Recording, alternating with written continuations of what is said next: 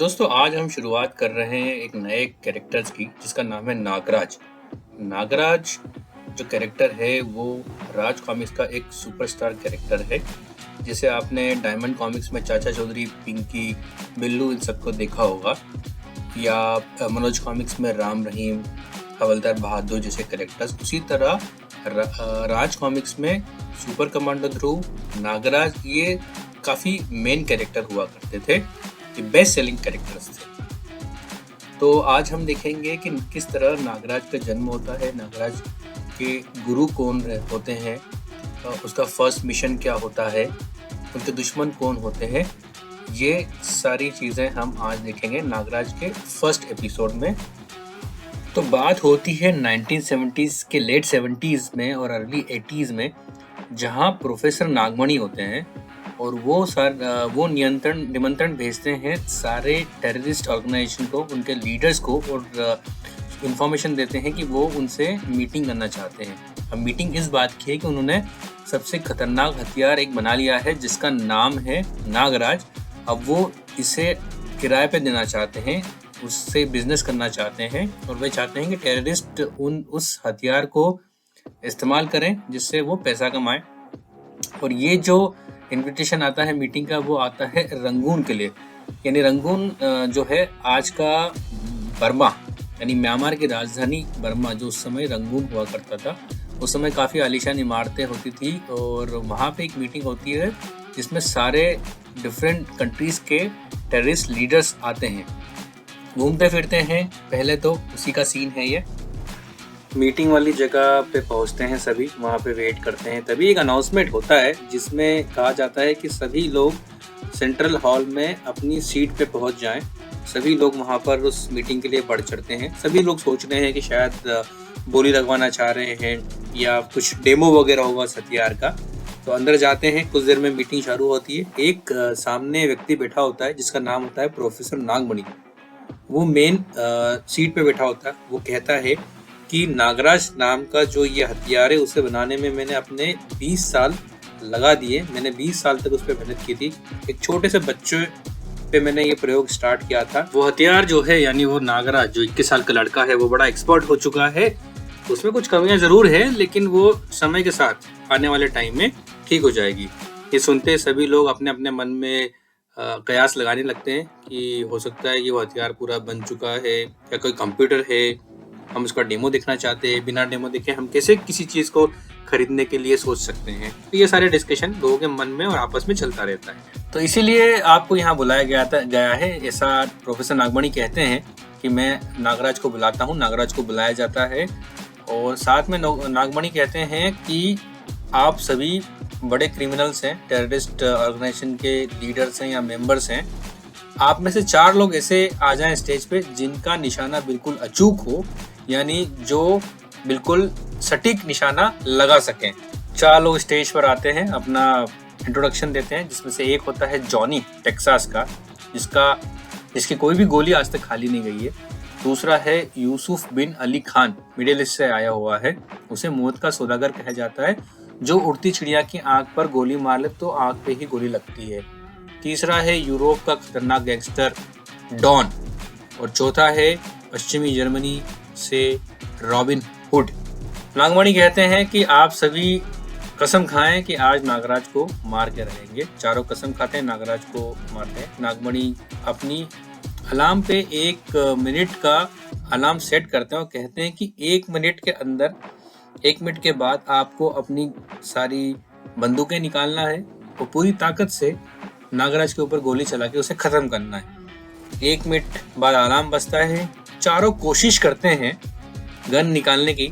कुछ गन निकाल पाते हैं, कुछ नहीं निकाल पाते हैं, लेकिन 4 सांप उनके हाथ की तरफ बढ़ते हैं और तभी चारों जो गैंगस्टर हैं वो दर्द से कराह उठते हैं। जब तक कुछ लोगों को समझ में आता है, वो चारों जमीन पे पड़े होते हैं। लोग आपस में बात कर रहे हैं घबरा के कि मैंने तो सांप देखा था, इनकी कलाइयों पे सांप था, वो सांप अभी दिख नहीं रहे हैं, क्या चारों मर गए?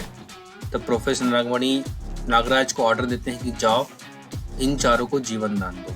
नागराज जाता है, चारों के हाथ से जहर को चूस लेता है और चारों ठीक हो जाते हैं। तब नागमणि कहते हैं कि आप चारों ने क्या देखा? चारों कहते हैं हम कुछ देख ही नहीं पाए। जैसे ही रिवॉल्वर मेरे हाथ में आया, मैंने कलाई पे सांप को लगता हुआ देखा, जो डंग मारते ही न जाने कहाँ गायब हो गया। बाकी लोग भी हाँ में हाँ मिलाते हैं कि पता नहीं, हमारे साथ भी यही हुआ, हमें भी कुछ समझ में नहीं आया। एक और डेमो के लिए नागमणि खड़े होते हैं और कहते हैं कि जो भी जिस विद्या का फाइटर है वो सामने आ जाए, अपने फन का प्रदर्शन करे। कुछ समझदार खड़े होते हैं जिनमें जोश है अभी भी, आते हैं। कोई कहता है मैं मार्शल आर्ट का महारथी हूँ, कोई कहता है कि मैं कुंफू मैन हूँ। कुछ आते हैं, ट्राई करते हैं नागराज से लड़ने का, उसकी तरफ बढ़ते हैं, उसे मारने की कोशिश करते हैं, लेकिन कोई भी नागराज तक नहीं पहुंच पाता है। और नागराज जो है उनसे ज़्यादा अच्छे से लड़ता है। वो जो महारथी थे, उस फन के लिए भी नागराज उनसे ज़्यादा महारथी था, ये उनको दिख जाता है। और जो लोग आगे बढ़े थे वो सोचते हैं कि इसके सामने तो हम खुद बच्चे लग रहे हैं, हम खुद बच्चों की तरह लड़ रहे हैं, इससे लड़ना तो इम्पॉसिबल है। ये तो हो गई हथियार, लड़ाई, बंदूकें, इन सब की बात। अब नागमणि दूसरी विशेषताएं नागराज की दिखाने की कोशिश करते हैं, जिसमें से एक है कि नागराज बिना किसी सहारे के वर्टिकल दीवार पे हॉरिजॉन्टल आराम से चढ़ जाता है। ग्रेविटेशन के अगेंस्ट में भी वो एक जगह से दूसरी जगह चले जाता है, और साथ में वो उन्हें दिखाता है कि किस तरह उस कमरे को बिना जमीन के वो ऊपर से क्रॉस कर जाता है।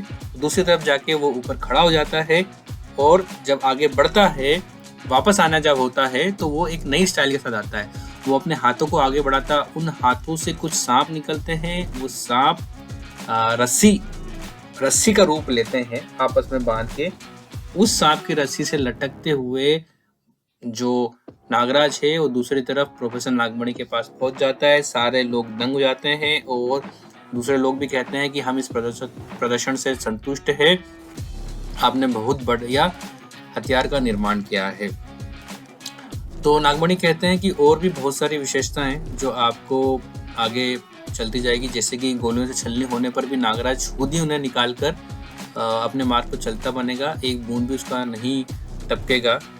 और इसके शरीर में जो रक्ताणु आम इंसानों की तरह नहीं है, उनकी प्रक्रिया बड़ी तेजी और सुरक्षित है। नागराज के जिस्म पर जख्म भी नहीं होते, और ये मशीन की तरह करीब करीब काम करता है। देखिए दोस्तों, ये कुछ आपके स्पाइडरमैन की तरह भी है। उस स्पाइडरमैन अपने हाथ से स्पाइडर निकालता था, लेकिन यहाँ पे नागराज जो है वो सांप निकालते हैं, और उस सांप की रस्सी बना के आगे बढ़ सकते हैं। उन सांपों का दूसरा उपयोग कर सकते हैं, किसी के मुंह पे मार सकते हैं, किसी को पकड़ने के लिए इस्तेमाल कर सकते हैं, उसे बंदी बना सकते हैं। लेकिन ये देखिए कि ये जो कॉमिक्स थी, ये 1980s के शुरुआती दिनों में आई थी, तो ये काफ़ी पुरानी है, कंसेप्ट काफ़ी पुराना है अपने हिंदुस्तान। प्रोफेसर नागमणि और भी काफ़ी सारी विशेषताएं नागराज के बता रहे हैं, और साथ में ये भी कह रहे हैं कि अभी इसका सीखना, यानी इसकी लर्निंग जो है वो जारी रहेगी, और ये जो कोर्स है पूरा वो खत्म हो जाएगा करीब 5 सालों में। और 5 साल के बाद आप देखेंगे कि नागराज दीवारों के आर पार भी जा सकेगा, बिना किसी चीज़ को टच किए भी उसे उठा लेगा, और काफ़ी सारी दूसरी विशेषताएं इसमें आ गई।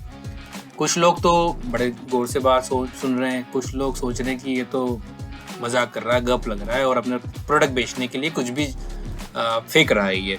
लेकिन कुछ हैं जो सोच रहे हैं कि इसका इस्तेमाल करके तो मैं आसानी से टेरर फैला सकता हूँ, तोड़फोड़ कर सकता हूँ।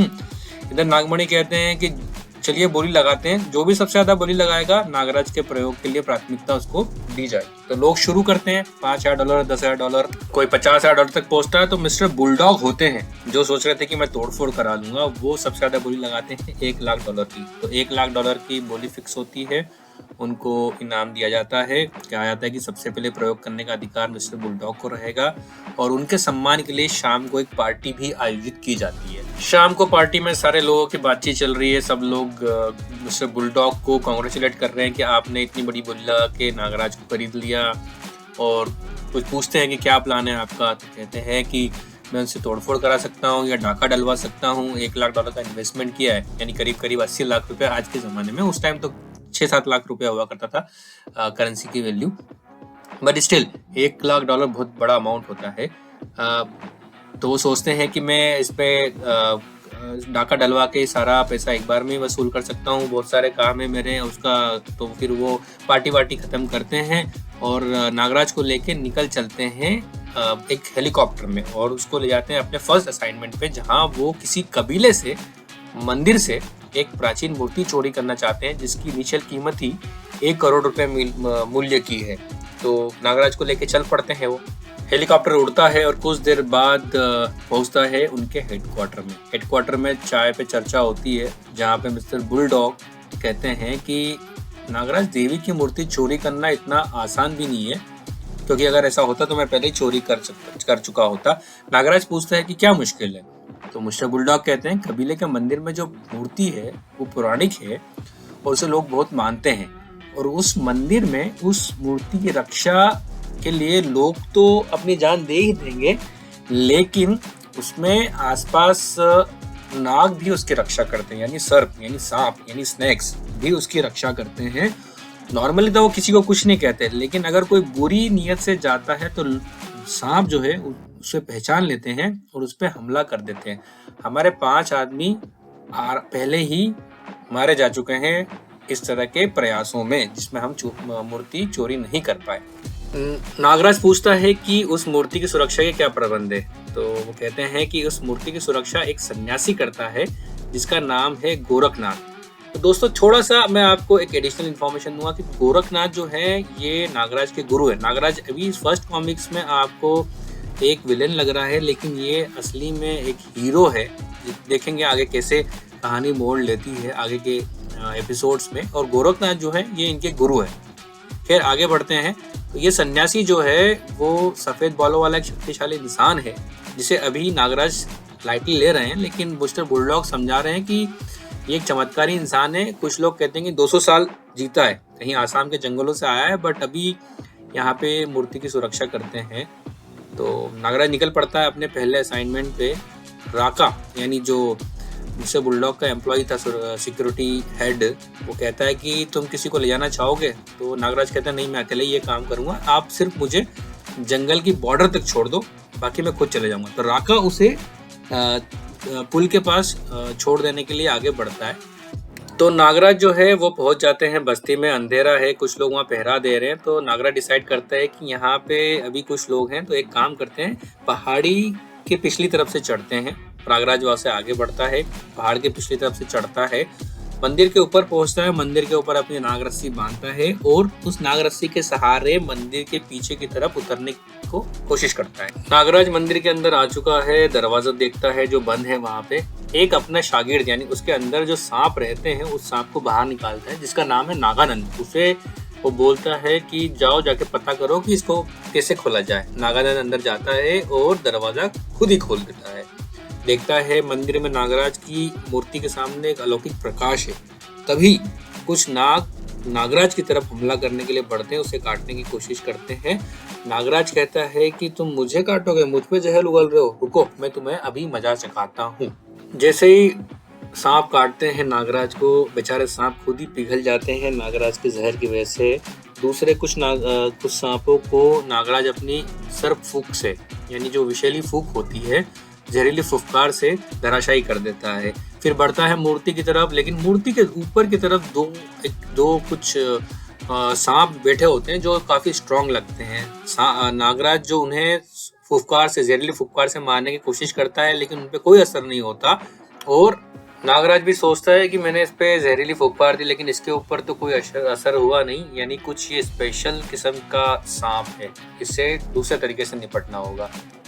फिर भी लड़ाई कुछ देर चलती है और नागराज उन दोनों सांपों को मार देता है और आगे बढ़ जाता है, चुराता है उस मूर्ति को, वहां से निकलने की कोशिश करने लगता है। वहां से नागराज भागने की कोशिश करता है, लेकिन उसे एक व्यक्ति देख लेता है और उस टाइम पे जो सायरन सिस्टम यानी मुंह से आवाज निकालना है, पक्षी की आवाज निकालना या थाली पीटना या किसी तरह से कुछ अलार्म सिस्टम उन्होंने अपने बना रखे थे, वो बजा देते हैं। तो वहाँ से निकलने की जगह नागराज फंस जाता है और बाकी सारे जो वहाँ पे लोग होते हैं, रक्षा करने वाले या नॉर्मल लोग होते हैं, वो नागराज की तरह लपक पड़ते हैं और भाले से उस पर हमला करते हैं।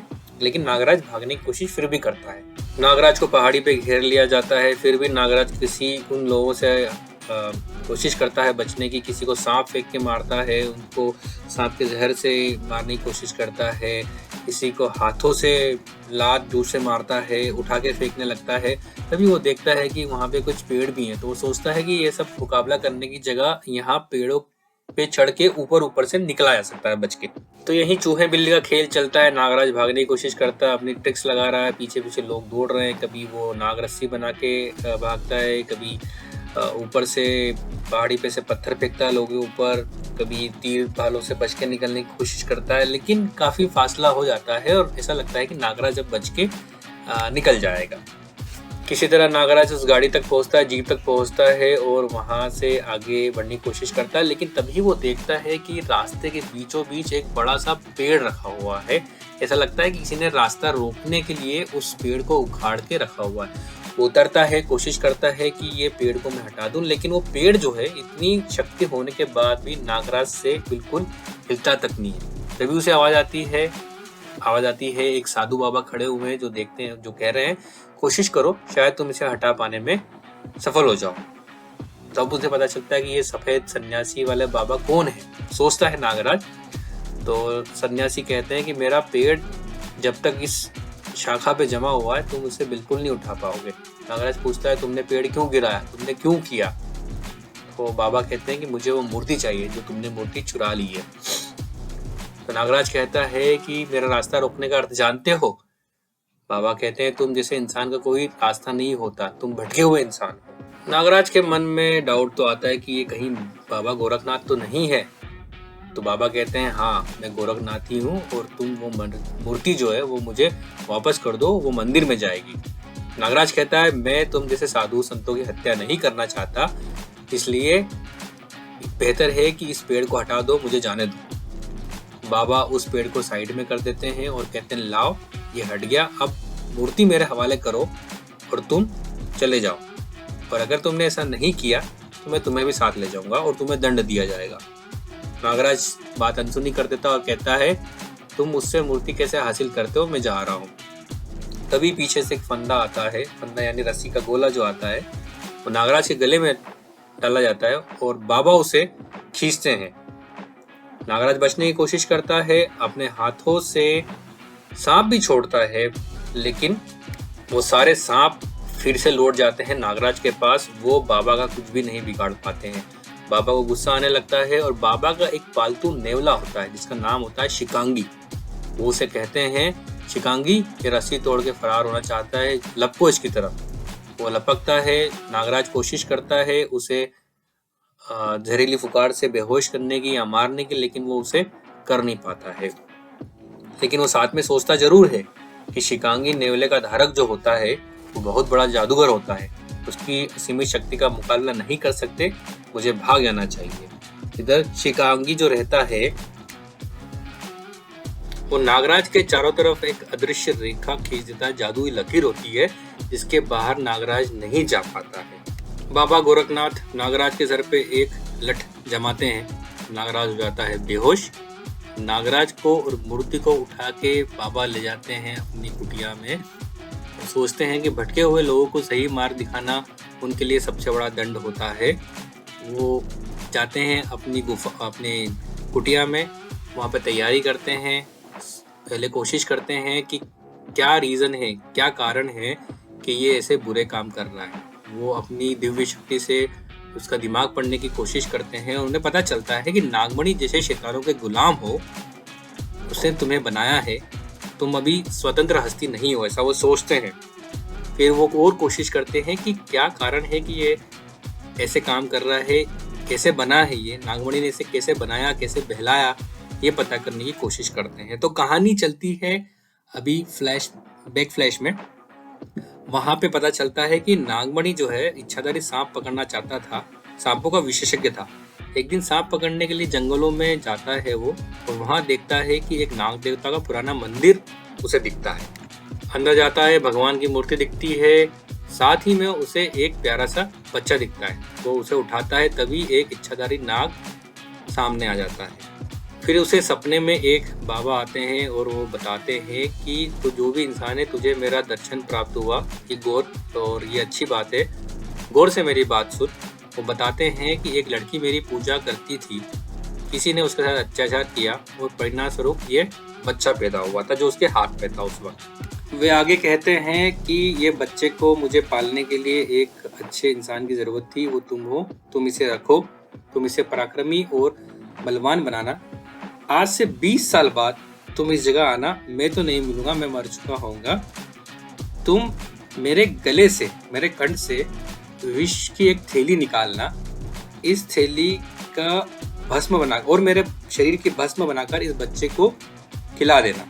इसे ये इसमें मेरे जैसी सारी योग्यताएं खुद ही आ जाएगी, लेकिन याद रहे कि खिलाने से पहले इसे 1000 जहरीले सांपों से डसवाना होगा।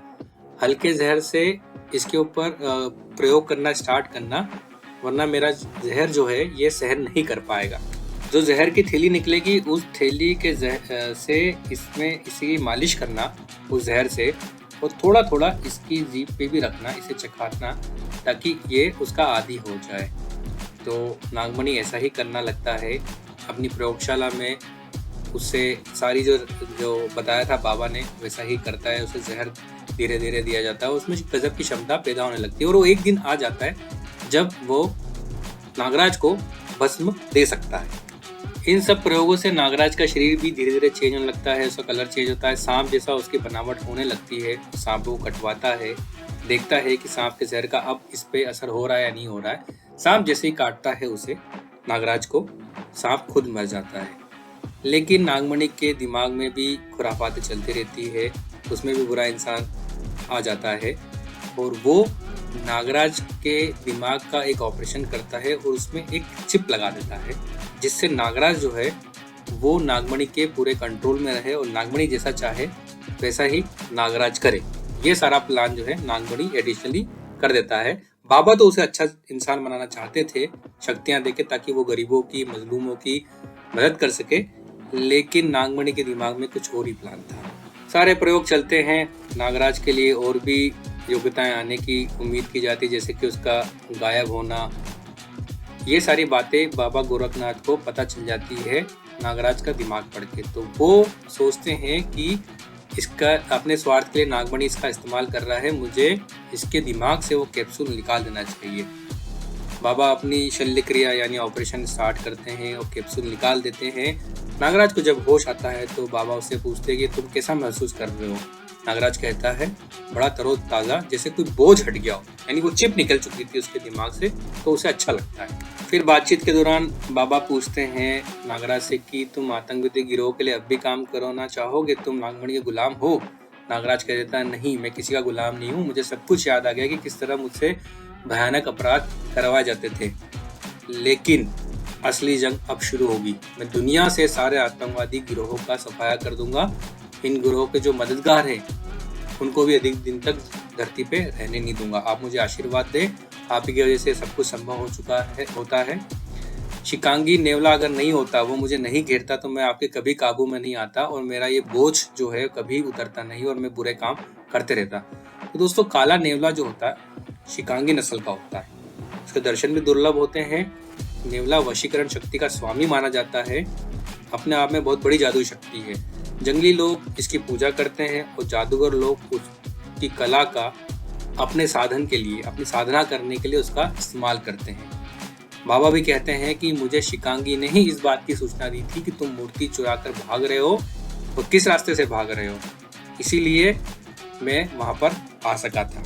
नागराज फिर से बाबा गोरखनाथ का धन्यवाद करता है। बाबा गोरखनाथ कहते हैं कि अब तुम जाओ, अपने कार्य को सफल करो, तुम्हें जब भी मेरी ज़रूरत पड़े तो मुझे सिर्फ याद करना, मैं तुम्हारे मदद में अपने आप आ जाऊंगा, मेरा आशीर्वाद तुम्हारे साथ है। तो दोस्तों, इसी तरह नागराज का जन्म होता है। बाबा के आशीर्वाद से उसमें और शक्तियाँ आ जाती है और उसे अपने जीवन का एक मकसद मिल जाता है और निकल पड़ता है वो सारे आतंकवादियों का, बुरे लोगों का खात्मा करने के लिए। तो दोस्तों, ये थी नागराज के जन्म की कहानी, कैसे वो बना, किसने उसे बनाया, किस तरह वो ठीक हुआ, कौन उसके गुरु थे, ये सारी इन्फॉर्मेशन या सारी इस कहानी में हमें पता चला है। आगे देखेंगे कि किस तरह नागराज दुश्मनों से एक एक करके बदला लेता है और आतंकवादियों का, बुरे लोगों का खात्मा करता है।